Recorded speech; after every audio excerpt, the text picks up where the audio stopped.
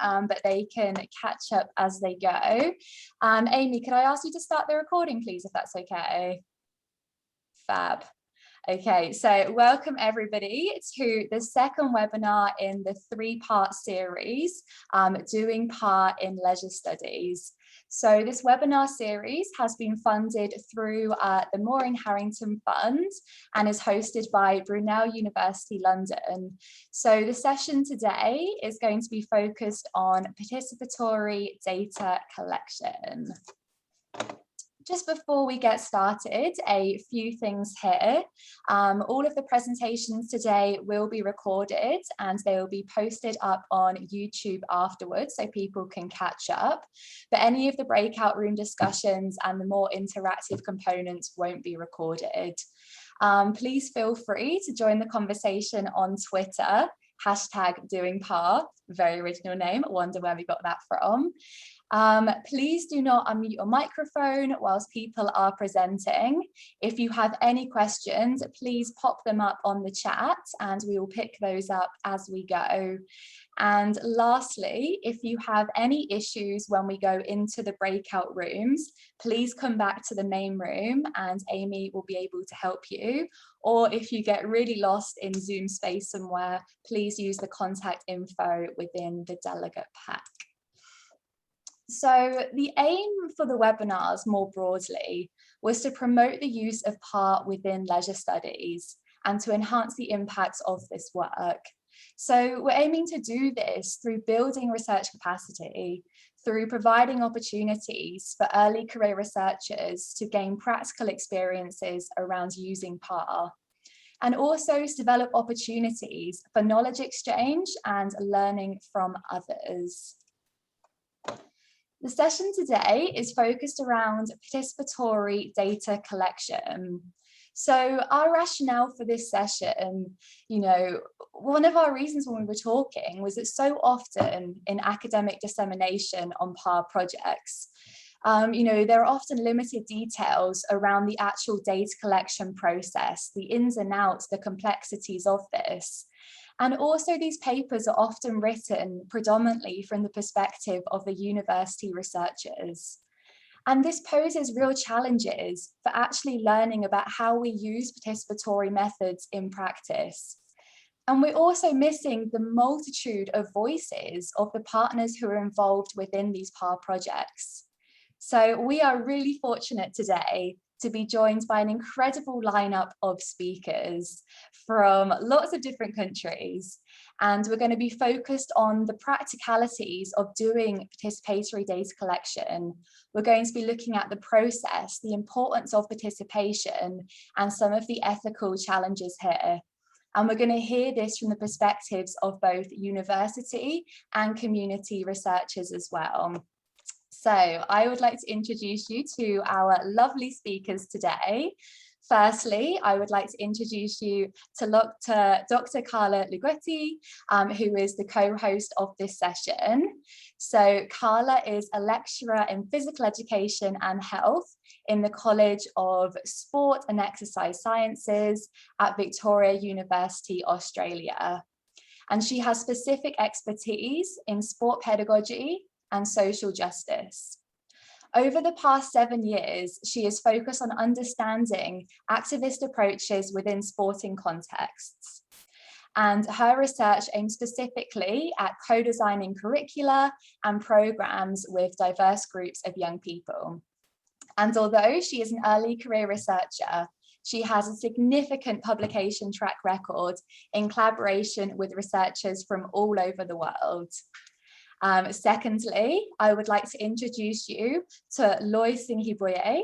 So Loy is a law student at Victoria University in Melbourne, and she is also a participant and community co-researcher in the Football Empowerment Programme. Next up, we have Maria, Lima, Joaquina, Larrazebel. So Maria is a second-year student in political science with a concentration in public affairs and policy analysis at Carleton University, minoring in Italian. Maria is a volunteer and has recently got a job at Newcomer Youth Programme at West Neighbourhood House. Maria's interests revolve around newcomer settlement and adaptation, and supporting newcomers in finding resources that can help them. So her involvement in PART has allowed her to reflect on the issues affecting newcomer youth and their settlement journeys. And last up, I would like to introduce you to Madison Danford. So Maddie is a PhD student at Queen's University in Kingston, Ontario, in the School of Kinesiology and Health Sciences. Her research interests involve rural communities, critical whiteness, and hockey culture in Canada. And Maddie is passionate about coaching and teaching while exploring knowledge translation out of the academy. So I am now going to pass you on over to Carla to provide a bit more information about this session specifically. Hi everyone. Thanks so much, Robyn. I want to mention how I'm delighted to be here today. I think we learned a lot, last week, and today it is this opportunity to us to keep sharing our knowledge. So I'm delighted to be here for sure.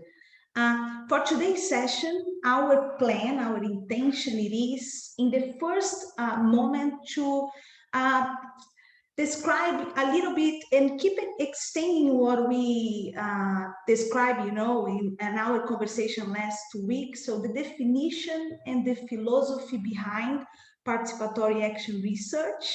And then Robyn and I will be leading this part.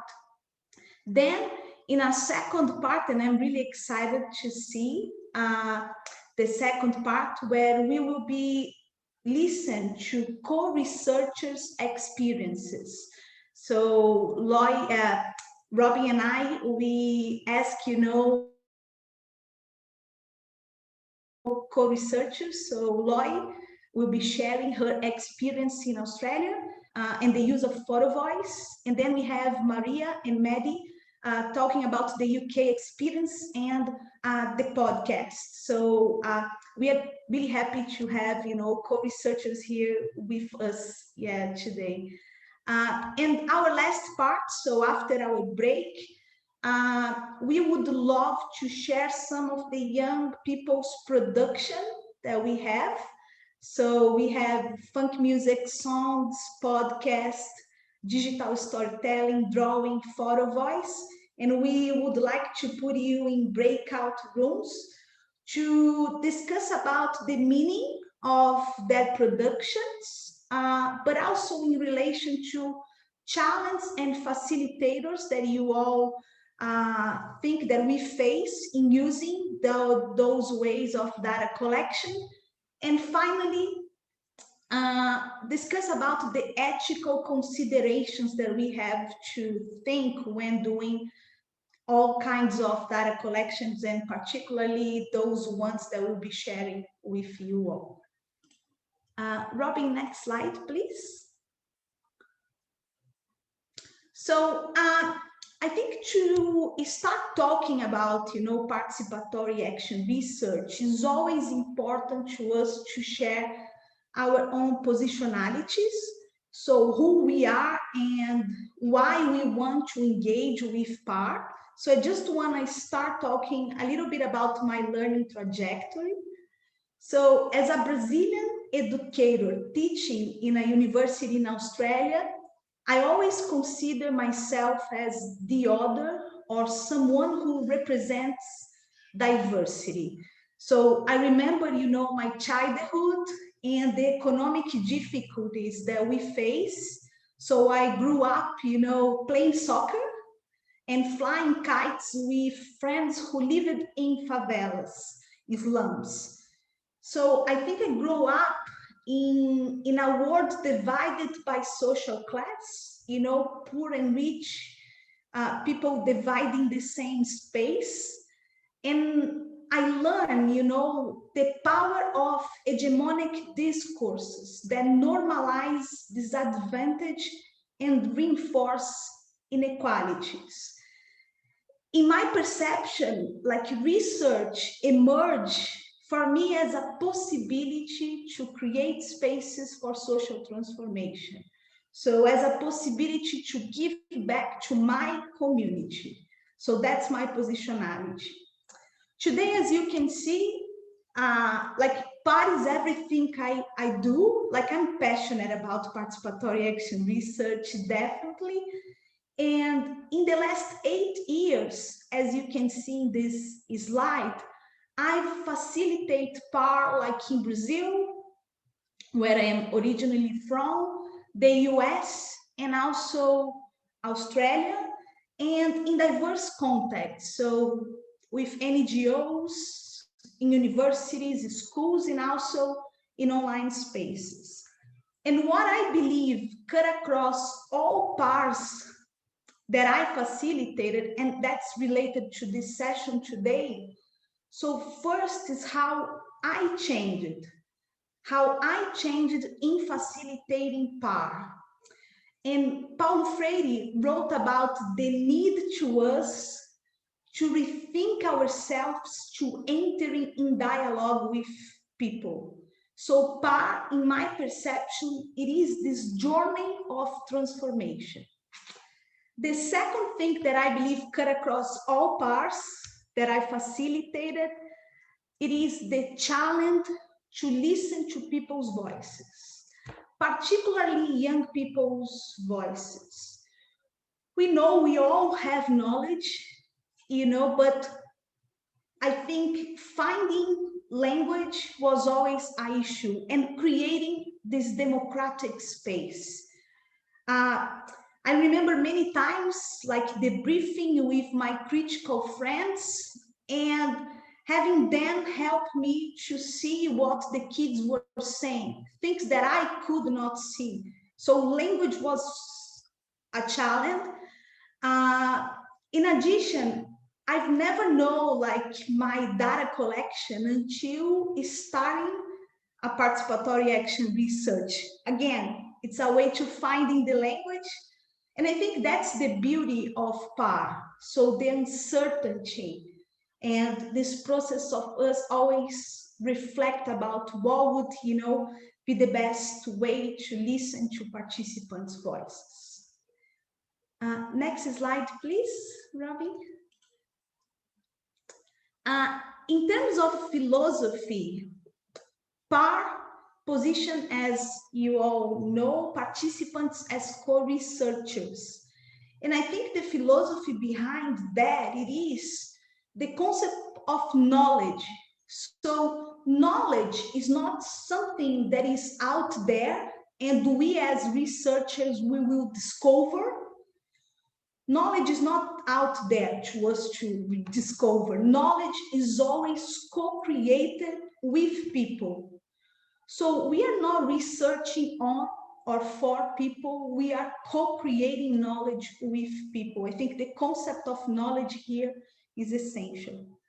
And as Robyn mentioned last week, PAR emphasizes participation and action. So what Paulo Freire would call praxis. Praxis combine action and reflection. So where students and teachers, researchers and co-researchers look at reality, critically reflect upon their reality and take transformative actions to change their reality. So PAR seeks to understand the world by changing the world. It is grounded, of course, in lived experiences and social history. And we always think about why do we do PAR? To help people, to save people? I don't think so. So I believe we should engage with PAR to entering in solidarity with people. Next slide, Robyn, please. So as soon as I arrived in Australia, and I started reading, like different readings, I got lost, a good lost. And I remember rereading all Paulo Freire's books. particularly pedagogy of the oppressed, and solidarity is a key concept in Paulo Freire's pedagogy of the oppressed. For Freire, it's a solidarity based on sharing the struggle with people. So sharing the struggle with people. And also the will to rethink ourselves. Solidarity is not simple about entering in a state of solidarity, which might suggest feelings towards another, but about actions taken in relation to someone. So this concept of struggle with. Solidarity is also characterized by the will to give, and here giving is not referring to a self-deprivation. So instead, giving is a productive act that enhances joy, insights, and the ability of the giver as well as the receiver. And lastly, as I mentioned, those who commit themselves to people must rethink themselves constantly, as Freire said. So, and it requires us, in Freire's words, a profound rebirth. So it's a process of personal and social transformation for everybody. Now I'll pass back to Robyn. Thank you so much, Carla. So before we get started with our presentations, we just want to provide a little bit more context around participatory methods and what they are. So firstly, it's important to note that participatory methods are not necessarily embedded within participatory methodologies. In this case, we may see that the shift in the location of power and participation may only actually be at the data collection stage. It still may be the researcher, the one who's setting the research objectives, deciding the methods used, analysing the data, etc. So in this webinar, we're going to be exploring how participatory methods can be deployed within a participatory worldview. So more broadly, participatory methods aim to maximise the participation of participants within the data collection process. So this requires the researcher to relinquish power, to be a facilitator rather than a director of the process. And this can be achieved through involving the co-researchers in designing and implementing the methods, and also through maximising participation through using more hands-on approaches such as art, digital methods, and also task-based activities as well. So these methods often engage numerous senses, and they allow us to draw off both effective and also embodied practices as well. And participatory methods allow us to integrate local values, local practices and ways of knowing into the data collection process. And this allows people to actually generate and share knowledge in ways that are ultimately meaningful to them. But to enhance the meaning and the relevance of the methods that we are using, again, this requires a shift in power, often at much earlier stages of the process around research design, and it involves collaboration from everyone involved in the process. So participatory methods can take many different forms. They may involve more traditional approaches, such as focus groups and interviews, where the participants are maybe involved, from a peer research perspective. They may involve arts-based approaches, including poetry, drawing, music, and rap. We will see some of these later today. And also visual and digital approaches as well, such as digital storytelling and photo voice. So the methods here on the screen, this is by no means a comprehensive list. However, these are some of the more widely used established methods. And for some more information on how these methods have been used in process, please check out the reading list. However, I think from my perspective, the biggest thing that I've learned about using participatory methods is that a one-size approach rarely fits all. For me, I think I found it really important to actually foster creativity in the process. As I said before, there are so many established participatory approaches that do work well in many contexts, but these don't have to be prescriptive. The approaches that you're using just have to be meaningful to your co-researchers and well positioned to answer your research questions. So creativity can mean many things. It may mean adapting existing methods to fit your context. It may mean applying methods or practices that are used within different disciplines or in practice. It may also mean creating new and innovative methods that have never been used before. So I think one of the key things here that I've really taken away from all of this is the importance of actually embracing that uncertainty. You know, you don't have to be afraid of actually letting the methods emerge iteratively as the project progresses. When you start a research project, you don't have to know all the answers. You don't have to know what methods that you're going to use. And the great thing about this collaboration is that you're not alone. You're working with so many different partners who are bringing their own creativity and their own expertise to the mix. So often what I found is that this process, you know, it can involve quite a lot of trial and error. And I think as a postgrad or as an ECR working within institutional structures, this can really be terrifying. But it's okay if a method doesn't work out the first time, or if it doesn't work at all. And this is why it is often worth piloting methods first with a smaller group. But one of the key things here is, you know, what can we learn from this? What can we take away? And this is where reflection is really key. You know, why did this method fail? What did work? What didn't? And what can we learn from this as well? And lastly, one of the key takeaways that I've learned from this experience is the importance of actually embedding a multimodal approach as well.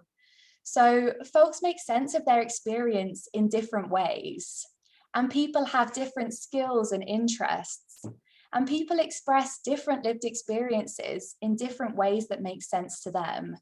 So actually combining methods can be a great way of understanding the diversity of lived experience. And there is also value in combining participatory methods with more traditional ethnographic approaches as well. So for example, my PhD research, I'm combining participatory methods such as digital storytelling, digital diaries, and photo voice within, you know, a 1.5-year participant observation. And this has really allowed me to, you know, have the level of immersion required to build that trust and rapport. So very quickly, I'm just going to talk about some of the benefits of participatory methods before handing you back over to Carla and Loy. So one of the biggest benefits is that participatory methods can be a great way of reducing power hierarchies. Within traditional qualitative methods, you know, often there are huge power asymmetries. And this is especially problematic when you're working with children, young people, marginalized groups, folks who don't speak English. And this can mean that research can be a site of symbolic violence. So participatory methods may actually provide more meaningful and more empowering ways to engage, and also reduce the risk of inflicting harm as well, especially if you're exploring more sensitive topics or maybe English isn't the first language. Secondly, there's also the potential for capturing richer, more nuanced data. You're really able to draw off those senses and capture the embodied and affective dimensions. Participatory approaches can also enhance the transformative nature of PAR for the participants involved, can provide opportunities to develop skills, whether it be research skills, art or tech that can help people in the future. And through taking part, it can also be a great way for the participants to develop social connections as well. And lastly, the data used and generated within these projects can often be used directly within dissemination and can be used to create both accessible and engaging outputs. And you will see examples of this here today in the breakout rooms. So I am now going to pass you over to Carla and Loy to talk about their project and how they have embedded photo voice. Thanks so much, Robyn. Thanks so much. I just want to say how lucky I am in meeting, like in the whole process of having Loy as my, our co-researcher in the project. So it was amazing. I think Loy always, and it has been like that, since we started working together. So I'm always learning so much with Loy.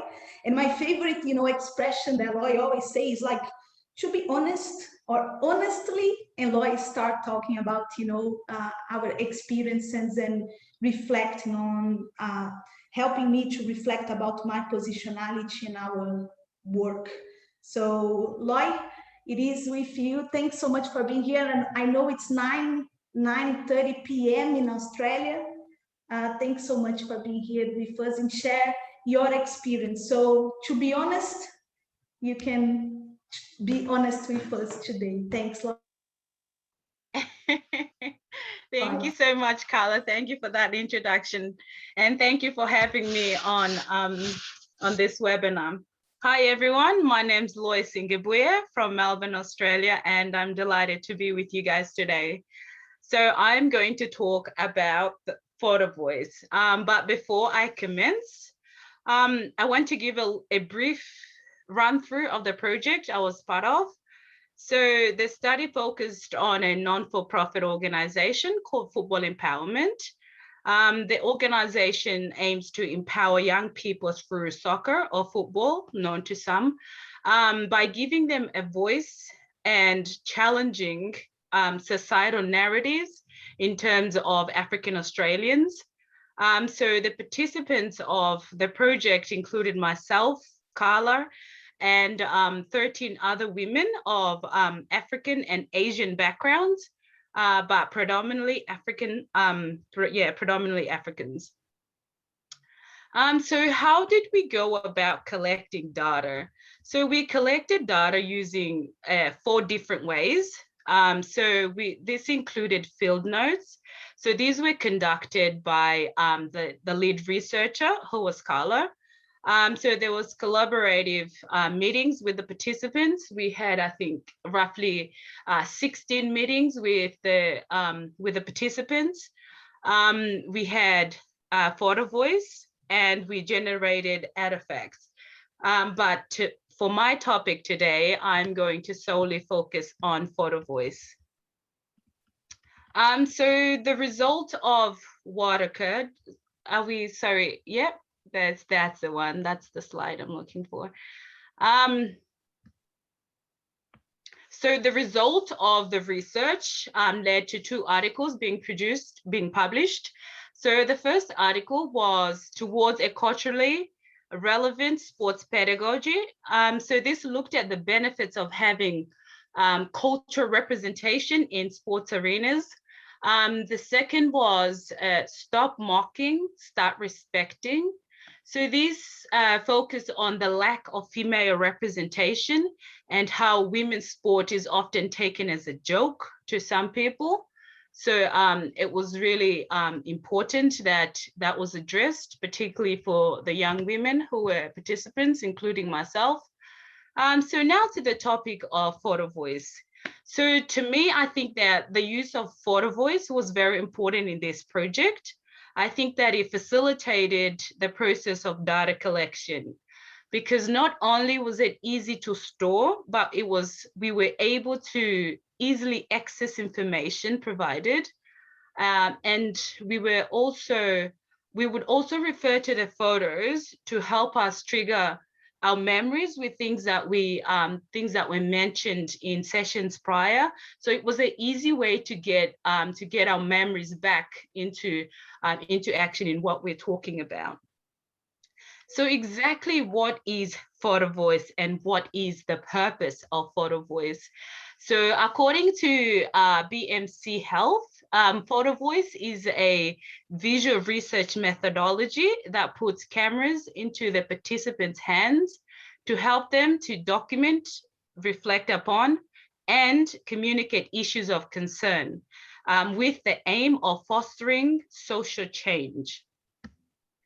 So exactly what is the purpose? So the purpose is to enable people to record, to reflect their community's strength and concerns, and to promote critical dialogue and knowledge about important issues with through small group discussions or photos, and to reach policymakers. And I think that's one of the most important things that was very important in this project, the fact that we reached policymakers. I think that's where the change occurs, when it reached the people at the top. So how we went about using photo voice? So in the first week, we introduced the concept of photo voice. So we discussed what the process would involve with the young people, with the young women. We set a task of to the young women to take a few photos and bring them into the into the next session. The initial reaction of the young women was excitement, because they were able to use their own cameras, and it wasn't just like Carla or myself taking those photos. It was them actually initiating that process of taking photos and bringing the photos.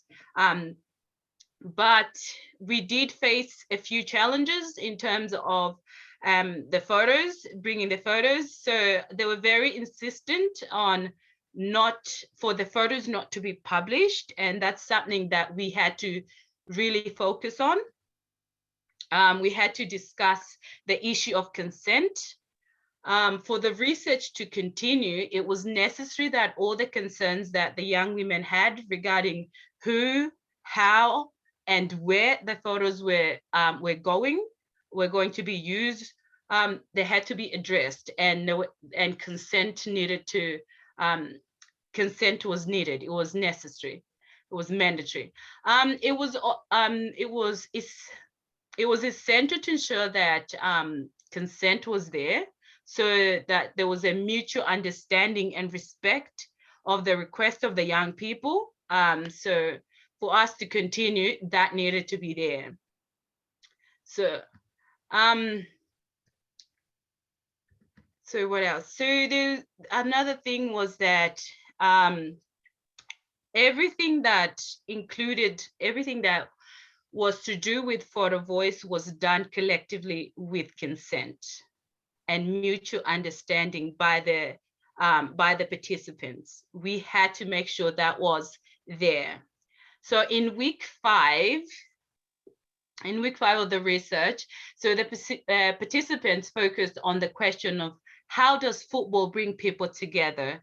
As I mentioned earlier, them bringing photos, it was a bit difficult for some people because, so it's not it was something that was voluntary. It wasn't forced upon them. It's something they had to initiate themselves, and sometimes people did forget. So we had to do rescheduling of some sessions. So yeah, it was not easy. So in week 6, after we faced a few setbacks, the participants brought some of the photos to the sessions, and we were able to select a few. And we titled those photos and added descriptions of what the photos meant and the significance of those photos.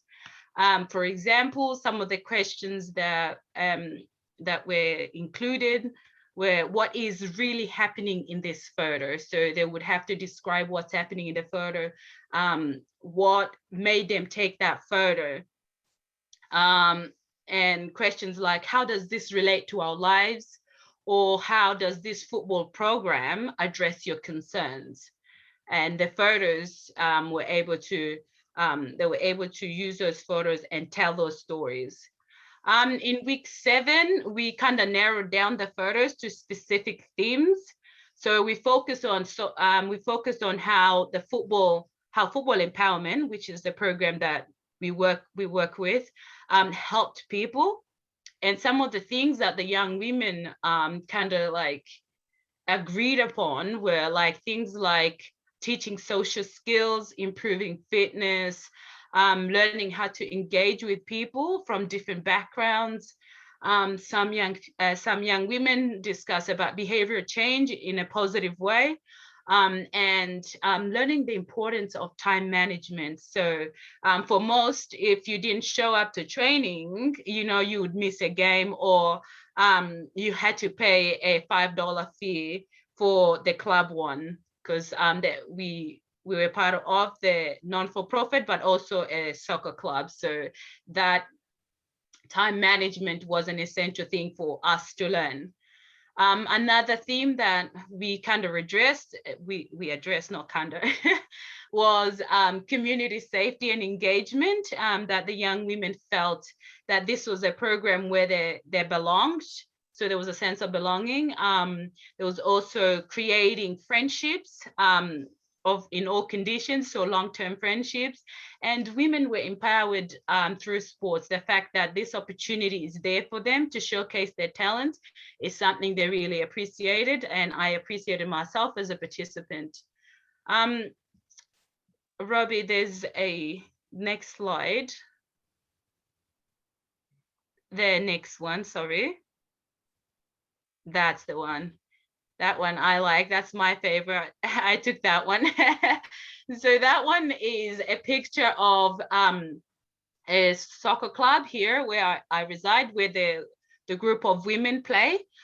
So we play a state league, and the whole picture there, you see there's like championship ribbons, and majority of these championships are all women who have won that in the club. And so it was kind of like an empowering thing for the young women to see that, like, their effort is being recognized.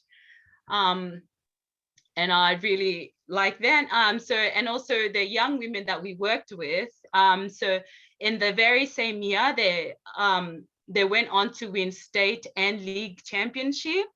And that also was a thing that encouraged them, because the support was not there for majority of them, but to be able to have each other, I think helped them to really motivate each other to actually go further into their sports achievements. So overall, although we experienced some challenges with photo voice, it is an effective way of collecting data and an effective way of creating change, because the discussions we had provided a mind map of where the conversations or where the concerns of the young women were. So it kind of keeps you on track. You have like a record of what occurred. Those pictures are there to help you trigger memory, remind you of what was said. So it's a good way to store information and things about research. So that's all from me. I think I said a lot, but thank you so much for this opportunity. Thanks so much, Loy. Yeah, wonderful. Thanks so much. Robyn, I think we have a few questions in the chat. How I think maybe if we have Maria and Mary sharing, the experience, and then we can have a conversation in the end. How that sounds like? Good. Yeah, I think that sounds like a great plan. Maybe if we just want to pick up on one of the questions in between, because it's a question about kind of the difference between a co-researcher and a researcher. And I think this might be quite relevant in terms of for the podcasting presentation as well. So the question is, Carla introduced Loy as a co-researcher. I just wondered how and in what ways is a researcher different from a co-researcher? Yeah, that's a really good question. And I want to also mention how the process happened. So when I started working with Football Empowerment, the organization, I first did a kind of ethnography. So I stayed 2 months there playing with Loy and all, the young woman. And then I realized that would be wonderful to have someone helping in the process of reflection. And Loy's role was, of course, as co-researchers, but she was also hired as a research assistant in our project. So in addition to, have our sessions with the young woman and co-create lots of things with the young woman, Loy also was available to have like collaborative meetings with myself. And I think I learned so much in those collaborative meetings. So we would share, the challenge that we were facing in the meetings with the young woman, and then brainstorm ways to overcome the challenge. Anyways, I think that was an interest point of reflection that we had in the collaborative meetings with Loy. So first, Loy was a co-researcher, like with us, in the sessions.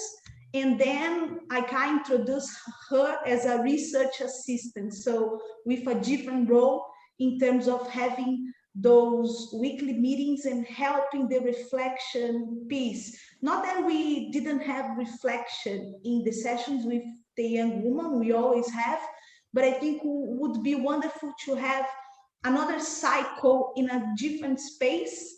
In my past, I always use, a critical friend, an outsider person, usually from academia. So a supervisor, for example, to help me in this reflection.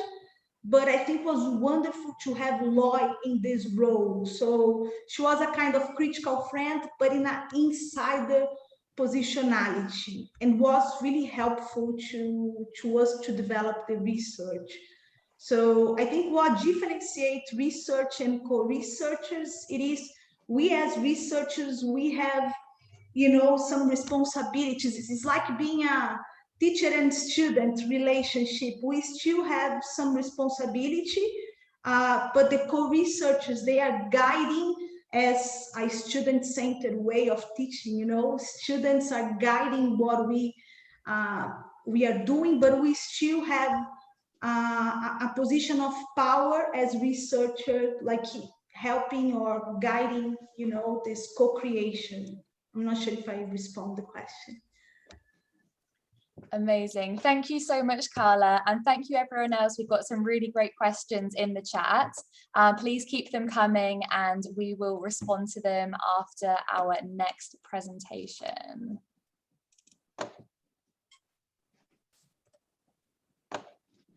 Okay, so we are now going to switch gears slightly and we are going to explore another participatory method, which is podcasting.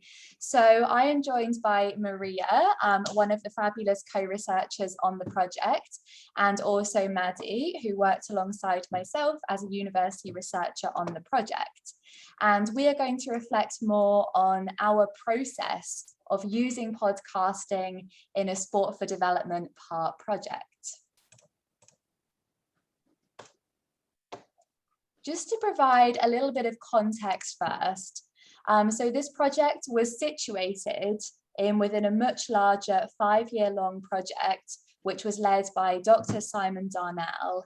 And the project aimed to use PAR to enhance understandings of the role that sport and physical activity can play in the social lives and development of young people in Toronto. So the project was a collaboration with Heart House, which is the co-curricular centre at the University of Toronto, and also with 5 community youth organisations. So in our project, we worked with 4 co-researchers. You can see them all in this picture here. We have Maria, who is also with us today, Layal, Nat, and Tiva. And our project spanned 10 months. Our research was predominantly focused around exploring newcomer youth and well-being. And to do this, we ended up creating a podcast series. Just provide a little bit more context around the timeline and how everything played out. So the process took 10 months in total. So the first step was recruitment. So 3 of the co-researchers and I already knew each other. We volunteered together at the local settlement service agency and had known each other for about a year. So we invited Maria, Tiva and Layao to join the project and they accepted. And then Maria invited her best friend Nat to come and join us as well. So building relationships normally takes a really long time in projects such as this. So we were really fortunate that we already had the established trust and rapport beforehand. And also, there is nothing better than getting to do a project with your pals. And similar to Carla as well, in this project, we had the funds to pay the co-researchers as research assistants. So after recruitment, we decided to hold a focus group with the co-researchers to explore different topics that interested them and also to gain greater understanding of the role that sport and physical activity plays in their lives. We then spent 3 months doing bi-weekly participatory methods training. So this was something that all of the co-researchers said that was really important to them. They're in the process of applying to university and really wanted to develop diverse skills. So during this time, we explored lots of different methods, everything from photo voice to ethnography to storytelling. We then decided on podcasting and we entered a collaboration with the Heart House podcasting team. During this time, we also created our research questions as well. Following on from that, we then spent 3 months building relationships with the podcasting team and developing our practical skills around podcasting. Because when we started, nobody knew anything about podcasting. We were all complete newbies. So that stage was really, really important. And then we spent 2 months creating the podcasts, so developing the interview guides, conducting interviews, and then finally 2 months editing and disseminating the podcasts. And then reflection was very much an ongoing process that is still present now. I am now going to pass you over to Maddie, who is going to tell you more about what podcasting actually is. Great, thanks, Robyn. Hi, everyone. Thanks for being here. So we're going to start off with just our intro for our podcasts. If you are interested in tuning in and listening to our full series, I invite you to scan the QR code that's up in the corner here. You can just use your phone. That'll bring you right to the iTunes. But yeah, to start off, Robyn, do you mind just playing that for me?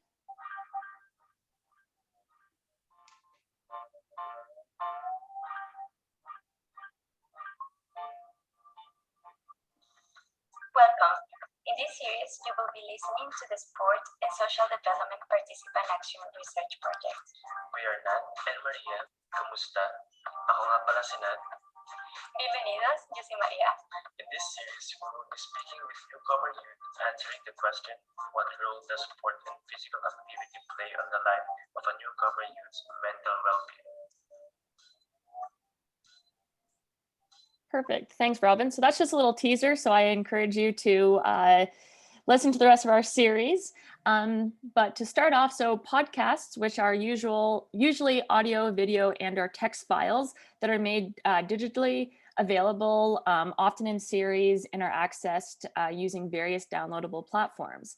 Podcasts have emerged as a popular broadcasting platform since the early 2000s. With more and more people gaining access to mobile devices, podcasts have become far more accessible and inclusive for a wide range of topics and offered in many different languages. There are thousands and thousands of podcasts available for your listening pleasures. You can hear anything from your daily news to all things true crime to even becoming a wine sommelier. There's a podcast for everyone and on everything. Now, it's important to note the overrepresentation of white male voices that tend to oversaturate the podcasting field. However, we are starting to see more marginalized listeners becoming active participants in the co-production of audio storytelling and digital technologies. And this may challenge the hegemony of whiteness that is often popular in podcasting. So podcasts have become popularized in education as a pedagogical tool, as a way of translating and disseminating knowledge to students in a more of a tangible way. Student-led podcasts are becoming widely used in the classroom. In fact, a class that I had the opportunity to work with last semester, we used student co-produced podcasts as their final assignment, as a form of co-producing knowledge, supporting creativity, develop literacy and communication skills. There is little work that examines the place of podcasts or digital methodologies more broadly within PAR and sport for development, despite the attention to PAR in the study of sport for development. So that's something that needs a little bit furthering. And then the last point there that Robyn touched on, and we're going to get into a little bit further, but when we were in the early phases of planning this project with the co-researchers, Robyn and I delivered a bunch of different workshops on qualitative methods, showcasing some more of the traditional social science type methods, such as interviews and focus groups. We then started talking about digital methods, such as cartoon videos and documentaries and the use of photos. This then led us to having a meeting with the podcast team at Heart House. So this team creates numerous different podcast series on different topics and issues, interviewing themselves and other university students on lots of different issues, like I said. So for Robyn and I, we both listened to podcasts, but we didn't know anything about them. But we kind of took this information from this first meeting with the podcast team back to the co-researchers. And this is when one of the co-researchers, Nat, asked the question, like, what even is a podcast? So I'm now going to pass it over to Maria, who will kind of explain why we chose podcasts after none of us really knowing anything about them. Hi, everyone. When we took podcasting to present our final research, we thought it was like a possibility of new way of presenting research in a digital platform. And also because after we were explained about what podcast was and how the impact can have on like certain communities, we were actually like thrilled to know more and share our experience in to know like there are more young people like us, like immigrants, that also do sports. And after we explored different approaches to present our research, we finally came up with podcasting.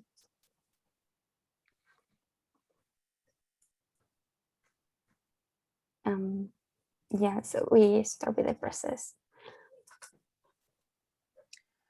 Perfect. So when we first thought about doing this project, we initially thought that it would be a start date and an end date and just creating podcasts in the middle, right? Like we didn't know how to create podcasts, but we thought it would be pretty linear.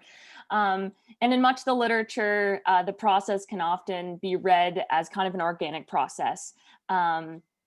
However, we quickly learned that that was definitely not the case. And this picture here was more our style. So we did start, we did end, but there was a lot of stuff that happened in the middle. So we're now going to go over some of our steps from the process. Again, it's messy. It did not flow 1 through 7. It was kind of all overlapped, but we're going to kind of share our experiences here. Next slide. Next slide, yes. So the first part of the process was building trust, which was really key for us, our co-researchers. We were introduced to many different meetings, and each after one was a little bit uncomfortable, maybe because of the people who was coming in, we didn't know anything about. And actually sometimes it felt really weird and awkward sometimes in the meeting room.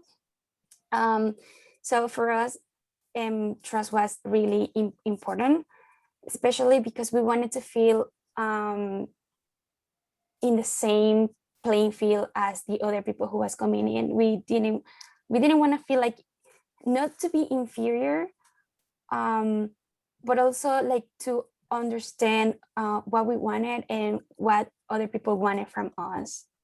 So a little bit of that at the beginning, but then we understood what does it mean to be doing part or being a co-researcher through the process.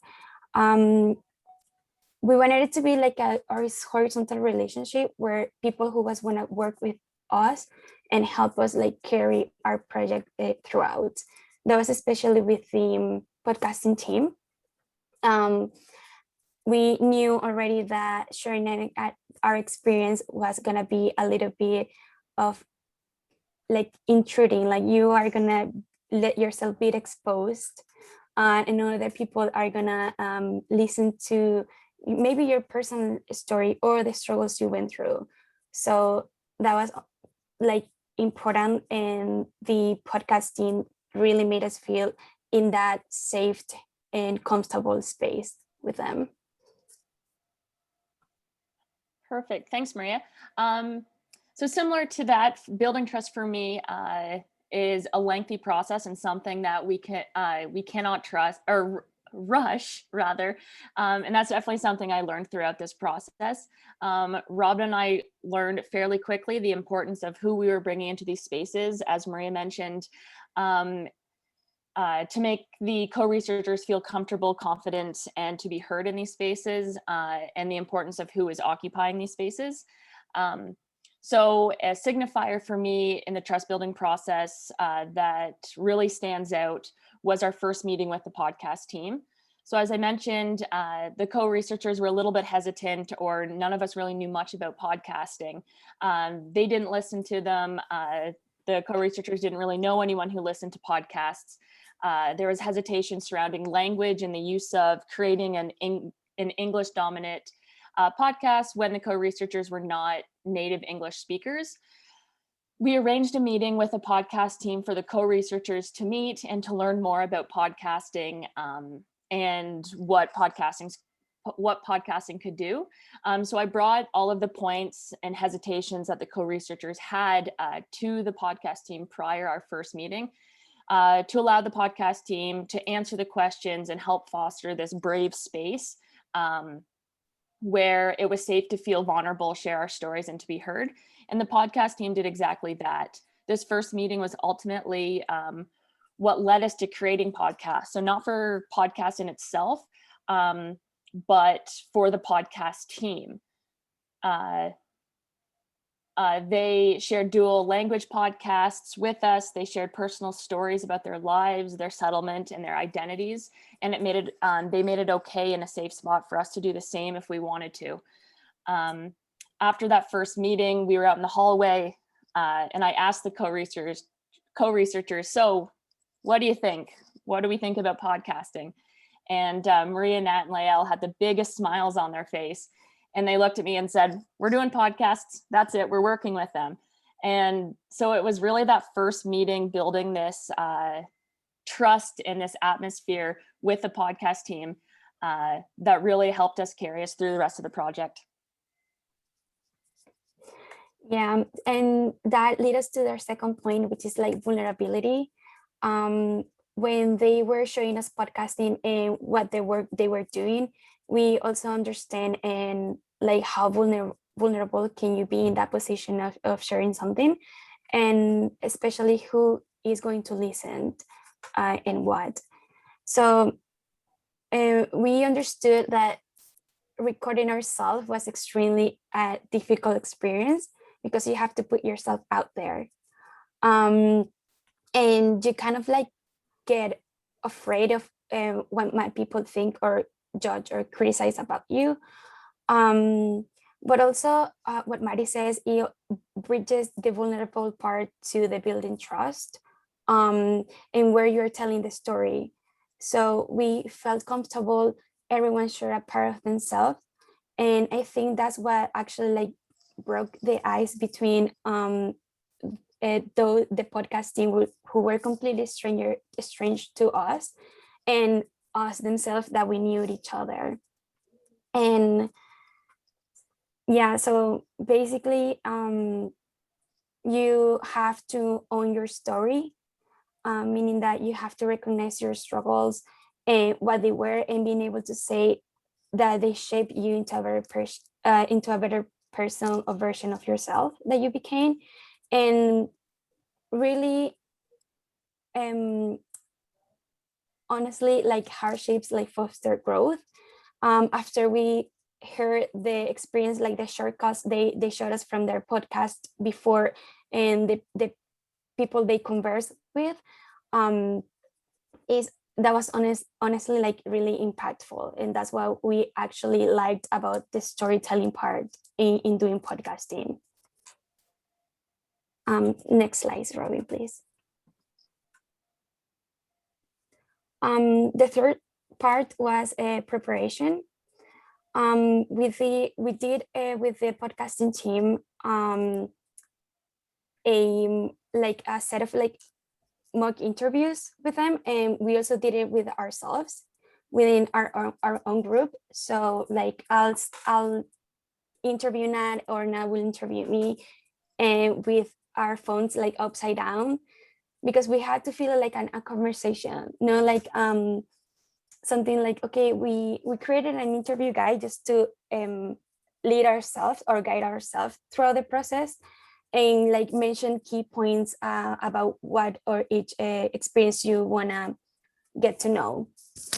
And that was like the difficult part in the podcasting process, that after we crafted our interview guide, we sometimes felt uncomfortable with specific questions.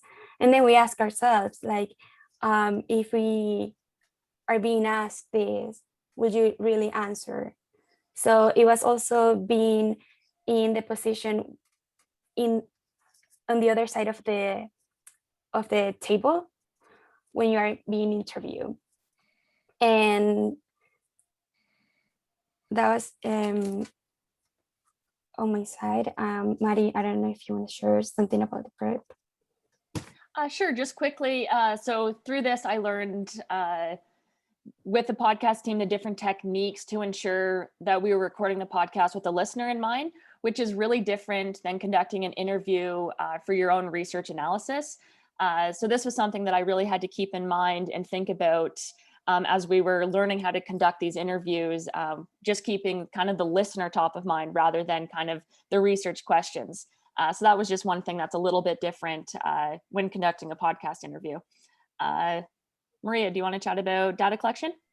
Yeah, sure. In the data collection part, we learned about ethicals, how to get people consent if they want to take part in the process. That was in the recruitment part, that if we would like to interview other participants, like other newcomer youth that we knew, or friends. And we learned more about that ethical part, about that we understand if after we interview another newcomer participant, they can always withdraw from the project if they like to, or if they don't feel comfortable anymore with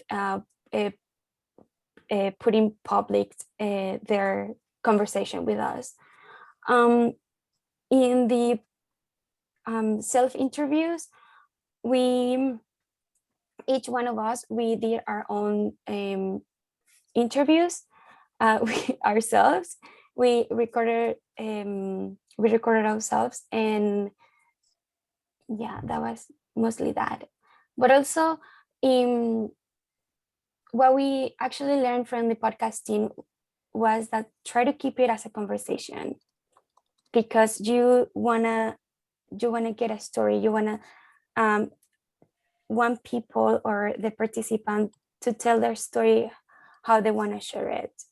And honestly, I didn't want to feel like an intruder, because even though they were my friends, it's a totally different setting when you are recording someone and they are being conscious that they're gonna be listened to a wider audience rather other than me. And that was also something that we kept in mind, that it was just a chill and friendly conversation with them to share some part of what they liked of their process. Yeah, next slide. Thank you, Robyn. In the part of editing, we had actually, it was a lot of work, where we actually had fun. And you see the image on your left. That's how the program actually looks in the inside. If you ever had like done some videos editing, it looks so much like that, and the tools are almost the same. You get lost, but like you find your way through the program. We got a lot of a few days with a workshop editing, how to cut voice, how to clear background noise. Because what happened with the when you're recording a podcast is that you can always edit. You can take pauses, and then you can always go back to the program and cut some stuff, or edit, or move in or move out. And that was the tension that I felt doing that, because I had the power over modifying, or maybe alternating something that wasn't even mine, but that belonged to another person. So I actually recognize my own power of editing someone else's story.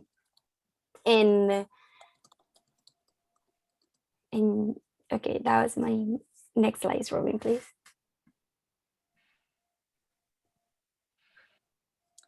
All right, so phase 6 was dissemination. So this was what felt like a really quick process.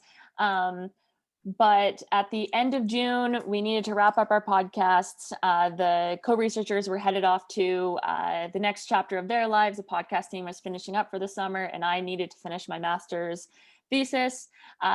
So we threw the podcast together, and we held a listen launch party where we had tons of snacks. We invited our friends and our family members, and Robyn at this time was back in the UK, but she FaceTimed in despite it being past midnight for her, I think. So we shared clips of the podcast. Members from the podcast team shared their reflections, and the co-researchers, despite their fears of public speaking, stood up in front of the crowd and shared their honest reflections, challenges, and proudest moments from working on this project. This was my proudest moment, seeing this incredibly talented group of young people all dressed up, talking so confidently about the project and themselves. This honestly made all of the messiness throughout the project worth it. Celebrating the accomplishments with our friends and our family members, along with the other partners and stakeholders on the project, is something I would strongly encourage you to do if you're able to. I loved that night. So I guess from there, we posted the podcast on iTunes and SoundCloud and shared on social media to gain some foot traffic to our podcasts. Since wrapping up the podcasts, we've been busy on the project. However, we have not analyzed the podcast interviews itself. All of the academic dissemination has been focused on the process of making the podcasts and not the actual podcasts themselves. Robyn, if you just want to chat quickly about reflections. Yep, so just quickly, we engaged in reflection as an ongoing part of the project. But it wasn't really until after the project that we began to engage in reflection actually as a whole team. So bringing together all of the different stakeholders involved in the project. So we did this through having regular meetings, through working on collaborative Google Documents. One of the podcasting team, Braden, also did like in-depth interviews with all of us, reflecting on the process. And we've also been collaborating with a graphic designer, Chantel, who has been trying to represent the process through some of her amazing artwork. So we're hoping to do something further with some of our findings, reflecting back on the process. Just kind of aware of time here, I think we are going to wrap this up. So massive thank you to the lovely Maria and Maddie, and we will open the floor for questions. So please feel free to put them in the chat as we go, and I will get back to some of the questions that we had before. Okay. So there is a question here from David and Bev, which is to Carla and Loy. So to what extent were other methods considered as part of your process? And also, was there any discussion or training or sharing of the literature around the research method? So it's kind of two-part. I've kind of combined both of the questions because they are quite similar. Lloyd, do you want to go first? Yes, sure. Yeah, there were other options. So we had several. So Carla had a list of activities that we could do, different methods we could go.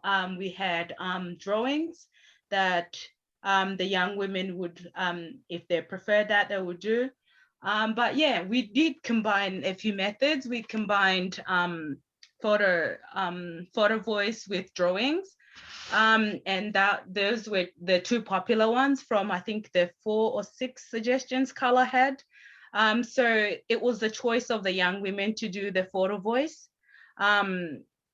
Yeah, there were options, and we decided with the 2 we had. Yeah. Yeah, thanks, Lloyd. And I also want to mention, because last week, Caitlin, she mentioned like a pure par. And that was like, keep coming in my mind, you know, like a pure par. So a par that, you know, co-researchers, they would co-design the research questions with we as researchers, you know, like co-design the methodology. I think that would be the pure par. Honestly, Lloyd, I'm using your words now. Honestly, I start, you know, engaging in participatory action research, not in a pure way of par, if you know what I mean. So, for example, my first par during my PhD, I decided the research question. So I want to co-create a sport program with young people from socially vulnerable areas in Brazil. That was my research question. So when I enter in that, of course, I recognize that young people's voice, then they should guide, you know, but still, we were developed a sport program. So I think in the methodology, in this project with Lloyd, we had choices, but was not as like should be, you know, and I think that is a transformation I'm learning in doing participatory action research. It is the importance of shifting power, but that's not an easy thing to do, you know. So it's not as beautiful as it sounds like. So I always struggle with sharing power as researcher and having co-researchers involved. For example, now Loy is with me in another project, and like we were training like co-participants for 7 weeks to be able to understand the methods, because how people can choose if they don't have the knowledge. So it's more complicated than it seems like. I think, yeah, we as researchers, we always should be trying to, as much as we can, go to this pure part where everything is co-created. But the reality, we have to do our PhDs, you know, we are in contexts that sometimes we have institutions that they want us something. So how we manage that, it's more complex. So yeah, it's an amazing question. I think I did my best to have a democratic spaces where co-participants could share and giving them their input, but I still see lots of spaces for growth, for sure. Thanks, Carla and Loy. So we have another question here, which is about paying co-researchers.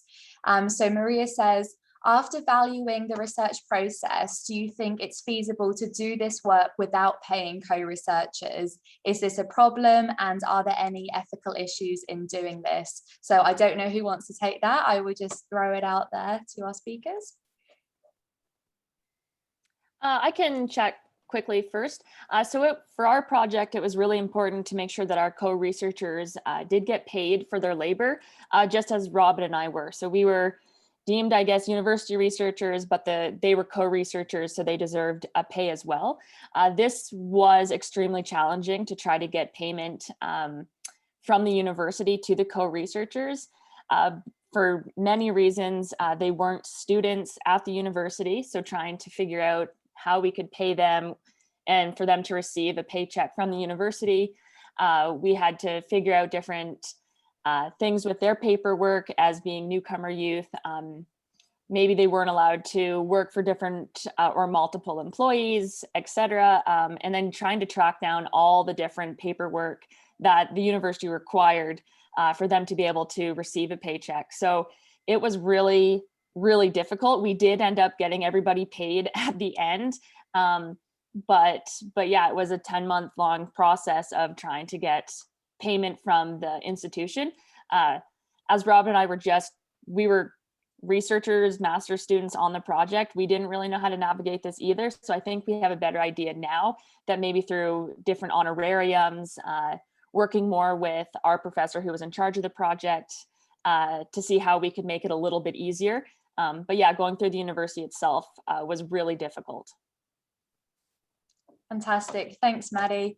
And I think we've got time for one more question here, and anything else, feel free, we can pick it up at the end. So the question here is about funding, and it says, did you look for / feel the need to get any additional funding to support the various activities involved in the PAR process? So I think possibly I'll throw this out to Carla and Loy first. Yeah, that is an amazing question. And you know, the project that Loy and we are involved now, we felt that the co-participants, they want to use digital storytelling. I think I was telling you, Robyn, another day about that. And we did not have resources to do that. So we didn't have iPads. And then, you know, Loy and other participants, they were taking pictures with their mobiles. And then we didn't have any resources. So I think that was one of the reasons we could not develop, the digital storytelling as what was our intention and our desires. So that's a really important question, because we don't know the data collection process and where that would take. So my guess, we have to apply for fundings.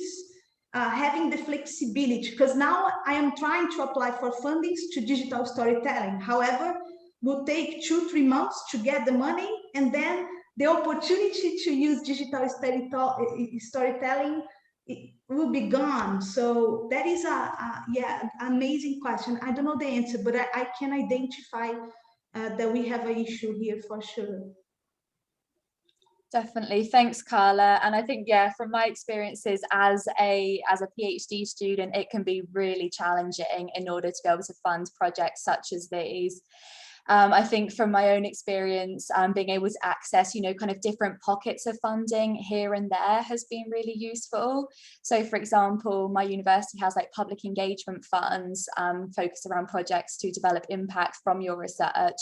And the great thing is often participatory methods do sometimes fall under that category as well. And also just to promote as well, Leisure Studies Journal do have like the Maureen Harrington Fund, and they funded quite a few of the participatory activities during my research, and I know many other organisations do have pockets of funding as well. But honestly, it can be really challenging, and probably one of the biggest barriers to actually being able to do this type of work. Fantastic. Right, thank you so much, everybody. If you have any more questions, please do pop them in the chat, and we can always kind of come back to them at the end, and people can respond on the chat. So for now, we are going to take a 5-minute break.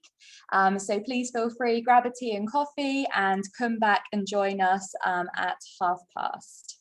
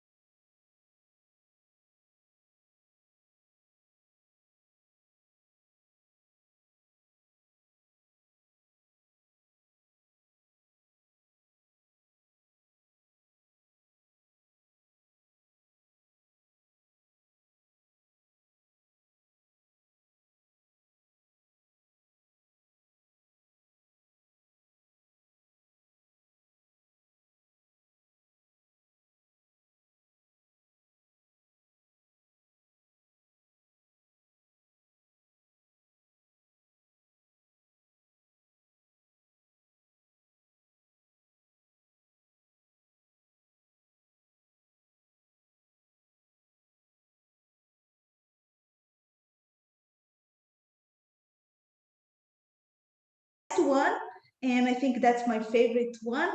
If you could brainstorm, as a group, ethical considerations in using this data collection. So what would be some of the ethical considerations, and how would you negotiate some of the ethical considerations that, of course, they were in place? So we have 3 questions and 5 productions. The first one I mentioned, it is young people from Brazil and the funk music songs. The second one, it is from our project, Eloy just shared with you all. So drawings that we asked the young woman to do. Then the third room, Robyn is sharing a podcast, so I interest one. Then we have, again, from Robyn's projects, the digital storytelling. And the last room, we'll see how we did the analysis collectively, how we did the analysis in terms of the photo voice. So that was the project also that Eloy shared with you all. Any questions that you have? Fantastic. Thanks, Carla. So we have the breakout rooms ready to go. So I will pop you into the breakout rooms now. As you can see, Amy has posted on the chat a link to 5 Google Drives. So please click on these, the link that corresponds to the room that you're in, and you will have access to the data on here. And there will also be a table that Carla's created where you can write down some of your ideas as well. So we will give you just under 20 minutes. Any issues at all, please feel free to come back to the main room, and we will see you in a little bit. Enjoy.